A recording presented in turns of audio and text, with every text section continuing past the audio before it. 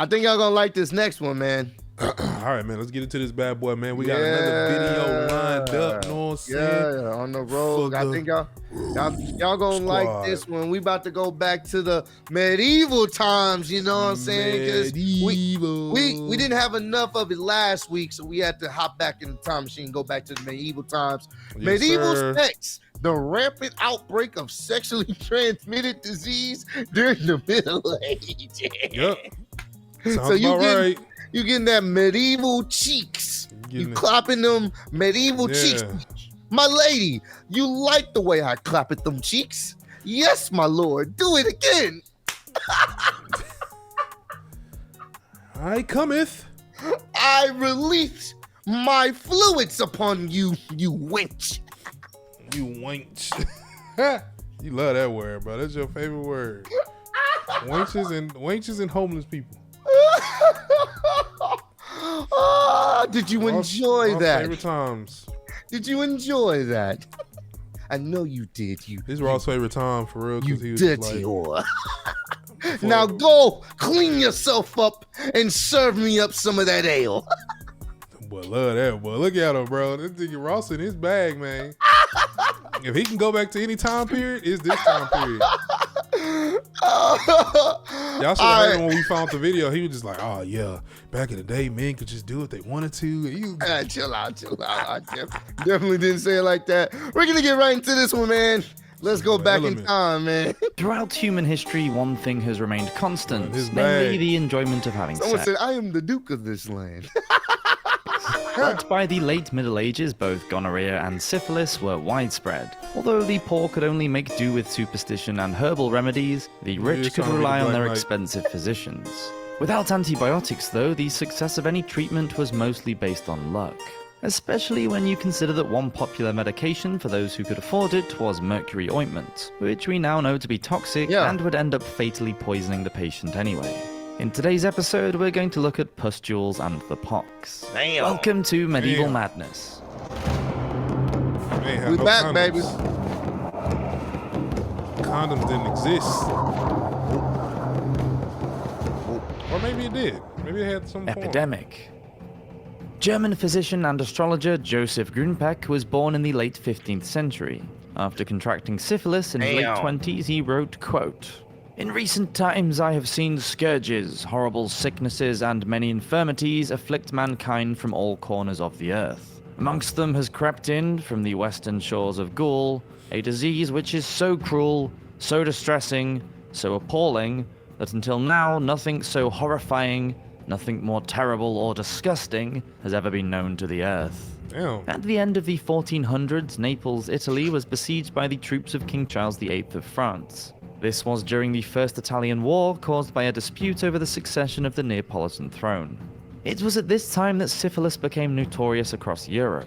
There were accounts told by the French soldiers of excruciating pain and physical disfigurement plaguing them as they marched their way home spreading the disease as they went. Medieval munching. Communications were sent in advance amongst panicking city officials and scholars as they tried to learn whatever they could about the disease before it reached their towns. Appreciate that What comment was book. known was that the affliction was as horrific as leprosy. What was not known was that it was spread through sexual contact. In Naples, it became known as the French disease.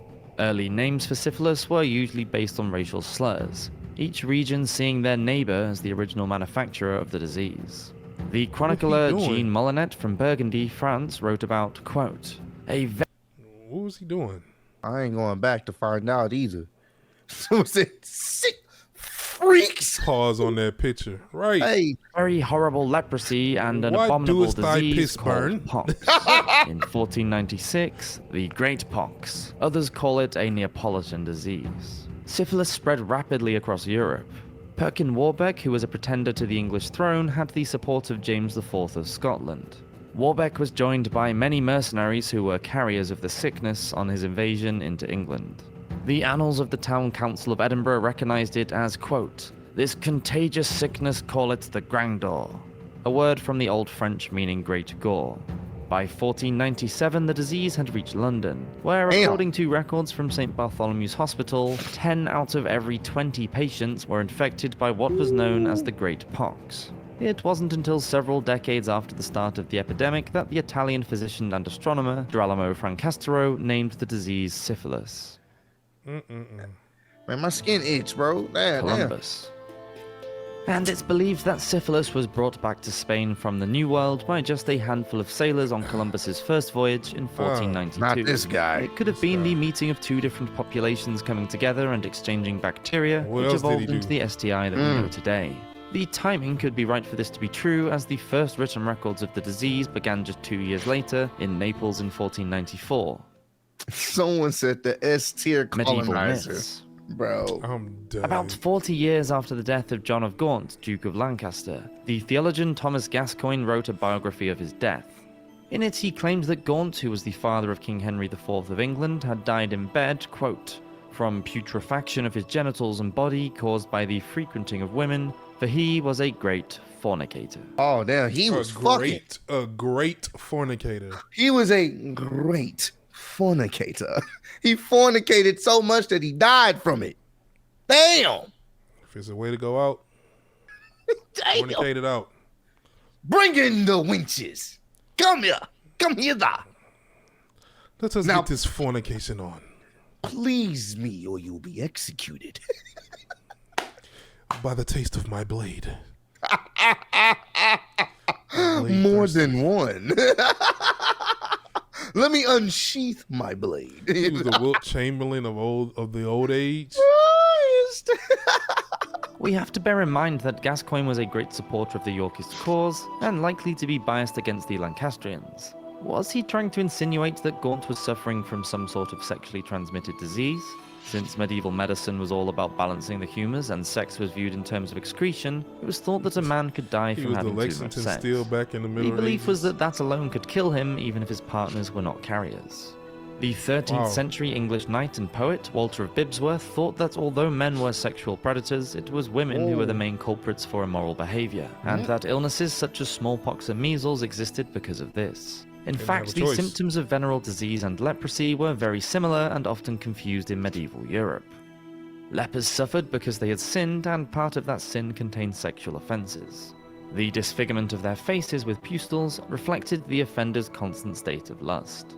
Leprosy was widespread throughout the 12th and 13th centuries. It is a horrific disease that attacks the nervous system, often causing the nose, fingers, and toes to erode.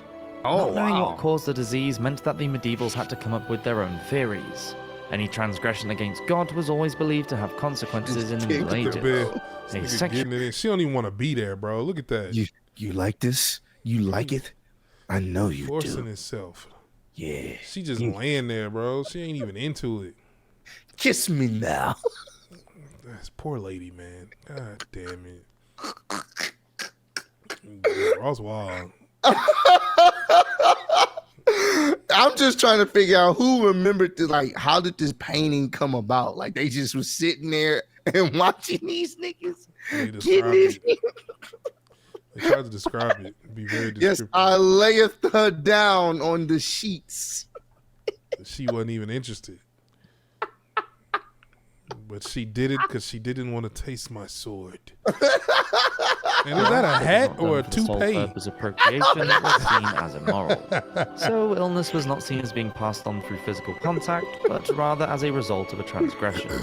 The Prose Salinician Questions is a collection of manuscripts written around the year 1200 by an unknown Englishman. It describes how a woman might not contract leprosy even though she had intercourse with a sufferer, but her next lover would catch it instead. For the medievals, the susceptibility of women was the main problem. They were thought of as lewd and wanton and were blamed for the sexual thoughts of medieval men, as were the bawdy places that they inhabited, such as taverns and brothels. Women were considered to be the carriers of any unwanted infections, and medieval men blamed the entire gender of women when they contracted an STI. That's not wild, just the bro. individual. They said, you know what, it's you women's fault. It's your fault. Wow. Like, and guess what? Y'all are taking advantage. They just had to. You're right. It is our fault, my liege, my lord. They had no other choice, even though it probably wasn't their fault. Like, nigga, you ain't washed your nuts in 10 years. You want to come have sex and blame them That's crazy. how it was, bro. In the local bathhouses or stews of Southwark, London, prostitutes with burning sickness, which was probably what we know today as gonorrhea, were sometimes banished by the local authorities. But the effectiveness of that as a preventative measure was probably pretty weak. Cures. How do you not catch something? Archbishop of Canterbury, Thomas Becket, is credited with a healing miracle involving the nobleman Obo de Beaumont. He became leprous straight after a visit to a brothel. Another man afflicted with what was thought to be leprosy immediately after calling on a sex worker was the Franciscan friar Arnoux de Valinol from Montelou, southern France. The whole experience frightened him so much that he turned to sodomy with young men instead for his sexual gratification. Beaumont was later tried in June of... That's the medieval OnlyFans. That's all they had, bro. Right. That's what happened, bro. Just... For a bottle of ale, I'll show you what's under here. Wasn't that a dude, though? Hey, they ain't give a fuck, bro. This where he went with it, huh? Yeah, ancient OnlyFans. 1323 for his homosexual activities by Jacques Fournier, who later became Pope Benedict XII. The physician John of Goddesden wrote a treatise on medicine between 1305 and 1307 known as Rosa Anglica. In it he listed many diseases and injuries along with their remedies. He recommended that to keep the penis from harm, a man should always behave as though he knows that his partner is corrupted. As soon as the organ is withdrawn, it should be given a prolonged washing in either cold water or urine, and then wrapped in cloth soaked with vinegar, so as to purify it. So you have sex with someone, just know that they're impure, and you gotta go wash it off in cold water. First of all, always act like they corrupted. That's number one. That's wild, bro. That don't even make... That's crazy that how they thought back then. That's wild. Yeah. After you pipe someone down, yeah, you filthy wench, I gotta go wash myself. Get out of my bed. Wait, what? That's where post-nut clarity came from. That's exactly where that came from. Oh my God. The reason why most of them caught syphilis in the first place back in those times is because they were messing around with the farm animals. It's a little known fact. I wish I was lying, but it's actually true, and that's why it was also spreading. These niggas was fucking the animals too. I'm not surprised. As surprisingly often happens, the preventative measures did not work, then the patient would need to use one of the many remedies that were available for an itchy or swollen penis. The Trotula, a 12th century medical compendium, remarked that there were men, quote, who suffer swelling of the virile member, having there and under the prepuce many holes, and they suffer lesions. Whoa! These men were advised to apply a poultice to the area to reduce the swelling, and then, quote, wash the ulcerous or wounded neck of the prepuce with warm water, and sprinkle on it powder of Greek pitch and dry rot of wood, or of worms and rose, and root of mullein, and bilberry. John Ardeen is regarded as England's first surgeon and the originator of some of the first workable cures in medicine. The 14th century physician is best known for specializing in treating knights in cases of fistula in anno, a common affliction caused by too much time in the saddle. You thought this was going to be a different type of video, cases where, quote, I definitely did. Yard began to swell after coit due to the falling of his own sperm, whereof he suffered great grievousness of burning and aching, as men do when they are so hurt, was particularly brutal and involved cutting the dead flesh away from the member with a razor and then spreading on quicklime. Apparently, though, this did result in a cure. Bleeding with leeches, or if all else failed, hitting the genitals with a heavy object were also recommended as treatments. What? I'll get rid of this pain. What is going on here, bro? I did not know this video was gonna take a immediate left off. I thought it was gonna be something good. And he saw medieval sex and he was like, "Yeah, let's check this out." Yeah, nigga. You forgot about the rampant outbreak part of these niggas was in so much pain. They said, let me get a hammer. The rest of the video, yeah, them niggas cracked their nuts. And if contracting a disease was seen as a punishment for the sin of sex, then maybe purity could be the cure. It was using this type of thinking that made having sex with a virgin another go-to remedy. What? Sadly, though, many young maidens were raped in this way, and then having found themselves with an infection were shunned by society for being an unclean sinner. So a person who's trying to purify themselves go have sex with a virgin carrying the same disease, only for that virgin now to be viewed as this heinous individual because they caught said disease from the person that was quote unquote trying to purify themselves. How is that fair? How does that make sense? That's effed up. Now you go. Come on, now you on the right side. There you go. That's wild. It's your times, man. No, it's not. I never said it was my time. What? The wenches is what you call them, I think I recall. Right? That's messed up, bro. And then dudes Neither just the take Trotula nor John of Ardeen actually this linked shit. the symptoms experienced by their patients with an STI, even though there is an inference that the problems occurred after sex. It would seem that, as with the case of John of Gaunt, the cause of a postulating penis was thought to be due to overindulgence rather than some form of infection. It seems that Ardeen must have been doing something right though, because he lived to the ripe old age of 85, Me too. a rare occurrence in the Middle Ages. The first exacting description of syphilis came from a Venetian surgeon who had treated soldiers at the Battle of Medieval McMahons. Nah, that's funny though. Exactly the kind of time they was on, bro. Medieval McMahons. I'm done. Fornevo in 1495. You're pure. He noted that the disease first manifested with painless ulcers on the penis, followed by sores on the face and body, joint pain, and itching. Surgeon to Pope Julius II, Giovanni da Vigo, also described the disease as having two stages: primary chancres on the genitalia, followed by secondary skin lesions. He noted that the severe joint pain occurred especially at night. No. Other symptoms included fever, sore throat, headache, blindness, mental decline, and ultimately death. Everyone agreed, both sufferers and healers, that the affliction had an alarming impact on the body. The Hey, how are you? Oh! Back up. Oh! What's wrong with you? Oh! And it's just a picture. I mean, it's like a drawing. It's not even a real picture. Start typing on Tactical Nuke Inc. Oh, nah, they ain't had that back then, bro. Don't matter. I'm gonna bring it with me. Hey, call it. Bring in the nuke. Bring in the nuke. Get him out of here. Get off this part, bro. That shit look disturbing. This with the drawing. Oh my God! military physician Alessandro Benedetti wrote that, quote, "The entire body is so repulsive to look at, and the disease causes great suffering." Cesare Borgia, the illegitimate son of Pope Alexander VI, was so badly scarred with syphilitic facial lesions that he had to wear a black velvet mask that covered half of his face. From the evidence, we can assume that medieval men and women suffered from STDs long before syphilis started at the Siege of Naples.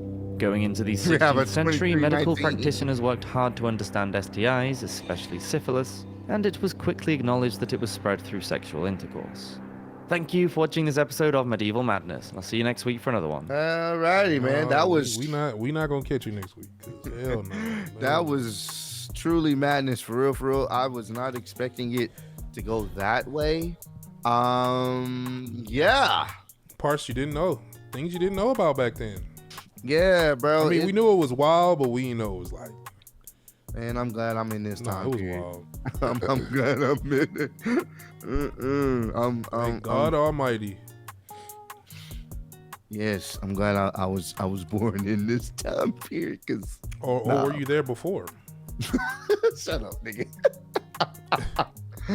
Oh man, this was a very rogue video. Hopefully you guys were informed and you know, and maybe it can steer you away from having unprotected sex. Make sure you strap up. This nigga Ross thought he was about to see some medieval thoughts and some medieval OnlyFans girls getting down and dirty. Oh, they were getting down and dirty. They kept it down. They left it down and kept it dirty. Facts. If y'all enjoyed the information in this video, make sure you want to like, subscribe. Definitely roll for real. Continue to spread love, be love. We catch y'all in the next one. Peace out. Already. The bitch from Houston. If you got a problem, then we got the solutions. And there's no illusion. I made this shit happen. I'm living life lucid. I'm switching my strategies. Now they hate on me cause I'm causing casualties. But why are they after me? Deep inside they know they can't handle half of me.